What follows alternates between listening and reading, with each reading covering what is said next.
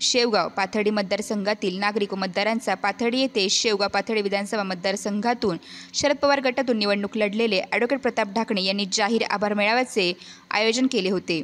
यावेळी जाहीर सभेतून बोलताना जामखेड विधानसभा मतदारसंघातून निवडून लढलेले नवनिर्वाचित आमदार रोहित पवार यांनी म्हटले की विश्वरत्न बाबासाहेब आंबेडकर यांनी संविधानातून घटना लिहिली। या घटनेतून प्रत्येकाला मतांचा अधिकार दिला आणि संविधानाने दिलेल्या अधिकारांचा आपण पैसे घेऊन गैरवापर करून आपला स्वाभिमान विकत घेतला। यामुळे लोकशाही नष्ट होईल असेही ते म्हणाले। शेवगाव पाथर्डी विधानसभा मतदारसंघातून ॲडव्होकेट प्रताप ढाकणे हे निवडणूक लढले, मात्र निवडणुकीत हार मानावी लागली। म्हणून ढाकणे म्हणाले की जो लढतो त्याचा इतिहास बनतो, म्हणून मी लढणारा माणूस असल्याचे ते म्हणाले। यावेळी राणीताई लंकेसह कार्यकर्ते मोठ्या संख्येने उपस्थित होते। तर पाथर्डी तहसील समोर ॲडव्होकेट प्रताप ढाकणे यांच्या नेतृत्वाखाली घोटाळेबाज EVMच्या प्रतिकात्मक मशीनचे दहन करून निदर्शन करण्यात आले। वेद न्यूजसाठी प्रतिनिधी पांडुरंग निंबाळकर, शेवगाव।